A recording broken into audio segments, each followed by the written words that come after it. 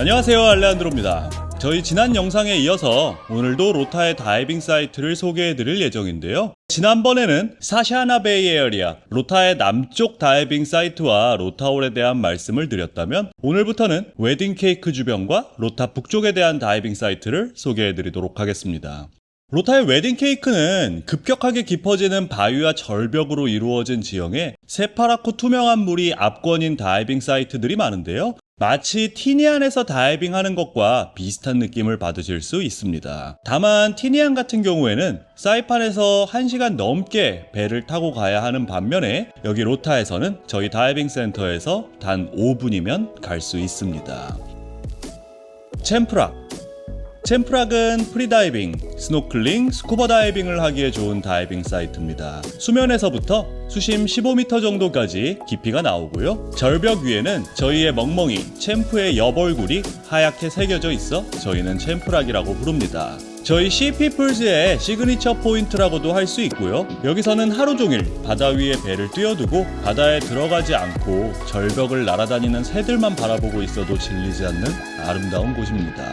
바닷속에는 바라쿠다 떼와 비가이 트래벌리, 스네퍼, 구루퍼 같은 큰 물고기가 가득하고 파도가 부서지는 얕은 바위 위로는 플래그테일 피쉬나 숭어떼, 클라운탱들이 가득합니다. 수심 9m에서부터 시작해서 거의 수면까지 올라오는 크레바스 지형에서는 프리다이빙을 하면서 예쁜 사진을 찍기 정말 좋고, 여기에서 프리다이빙을 하게 되면은 바위 틈에서 사람을 보고 달려나오는 블랙 트래벌리들도 정말 귀엽습니다. 챔프락은 상대적으로 작은 지역에 오밀조밀하게 다양한 지형이 포함되어 있어서 볼 수 있는 물고기도 많고 다이빙 실력에 따라서 경험할 수 있는 지형도 다양합니다. 더락은 챔프락 바로 옆에 있는 다이빙 사이트인데요. 움푹 들어가 있어서 강한 조류와 파도로부터 보호받는 챔프락과 달리 수중에서 수면까지 불쑥 튀어나온 바위를 감싸고 보통 강한 조류가 흐르는 곳입니다. 여기만 따로 방문할 때도 있고 조류가 강할 때는 챔프락에서부터 여기까지 쭉 이동하면서 드리프트 다이빙을 하기도 합니다. 더락의 바위 위쪽으로 얕은 곳은 부서지는 햇살과 파도가 정말 아름다운 곳이고, 바위 아래쪽은 25m 이상의 깊이까지 쭉 내려가는데요. 조류가 굉장히 빠르기 때문에 여기서 방심하면 순식간에 괌 쪽으로 떠내려가기 시작합니다. 이 덕에 강한 조류를 타고 움직이는 참치나 독투스투나 바라쿠다, GT, 트래벌리 같은 물고기떼를 보기 쉽고요. 저희 선장들 말에 따르면 여기 고래상어도 자주 지나간다고 하더라고요. 다만 저희는 아직 고래상어는 보지 못했고, 여기에서 저희가 본 것 중에 가장 큰 것은 돌고래들이었습니다. 더락은 프리다이빙과 스쿠버 다이빙이 가능합니다.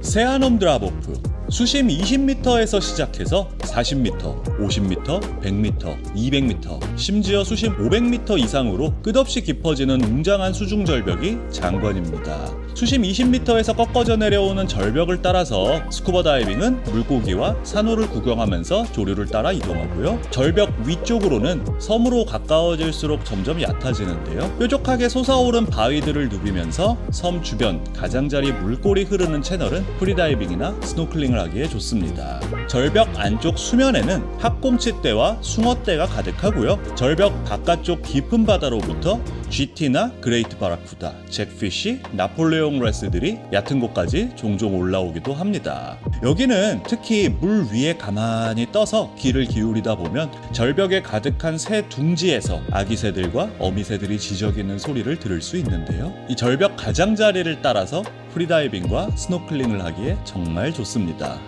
뿔소라, 세아넘 드랍오프에서부터 이어지는 웅장한 수직절벽 중간에 거대한 미끄럼틀 같은 경사로가 있고, 그 미끄럼틀 위쪽으로는 수면까지 불쑥 솟아오른 바위가 있습니다. 이 바위는 원통형의 생김새에 뾰족뾰족하게 가시가 튀어나와 있는데요. 이 모습이 뿔소라를 닮아서 저희는 뿔소라라고 부릅니다. 블랙팁, 화이트팁 리프샤크와 GT를 볼 수 있고, 이글레이와 스팅레이도 볼 수 있습니다.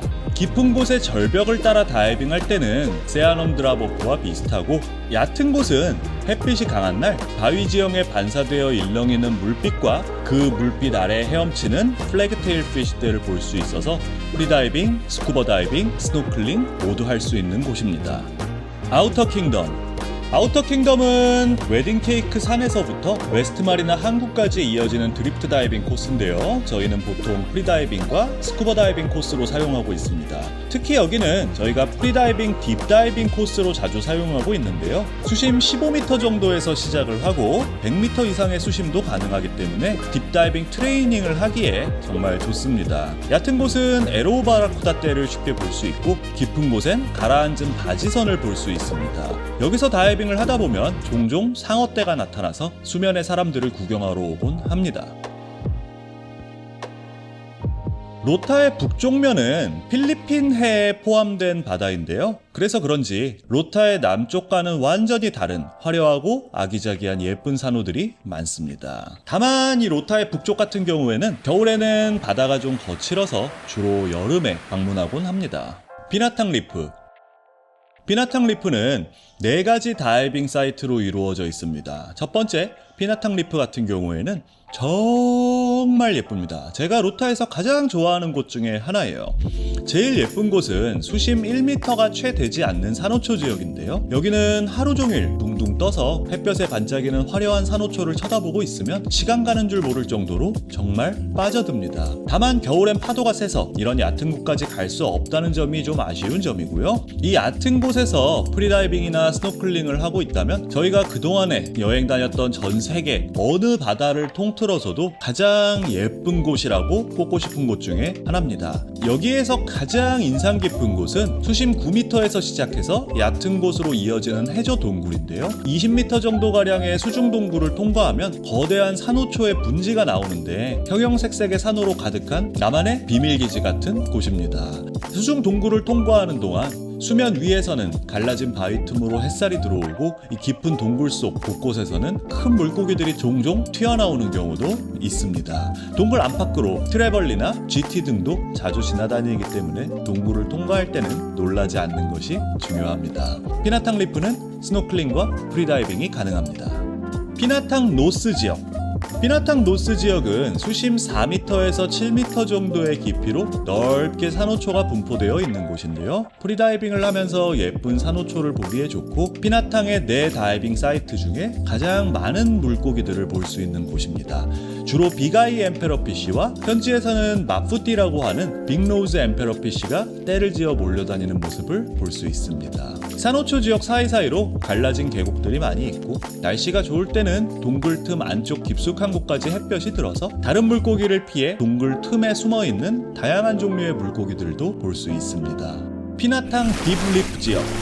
피나탕 딥리프는 주로 스쿠버 다이빙을 할 때 방문하는 곳이긴 한데 중급자 이상의 프리다이버라면 프리다이빙으로 방문하는 것도 괜찮습니다. 약 15에서 19m 정도 깊이의 산호초 지역이 펼쳐져 있고 스쿠버 다이빙을 할 때는 수심 9m의 모래밭에서 시작해 체크 다이빙을 하고 산호초 지역으로 점점 깊이 이동하는 내내 GT나 널스 샤크 등을 찾아보면서 이동합니다. 스쿠버 다이빙 경험이 많으신 분들이라면 모래밭 얕은 곳에서 시작하는 곳이 아니라 바로 산호초 지역 위쪽에서 시작해서 로타 섬의 서쪽으로 드리프트 다이빙을 하기도 합니다. 여기는 조류가 강하고 수심이 꽤 깊어 프리다이버는 중급자 이상의 프리다이버만 방문하고 있습니다. 마리나 리프.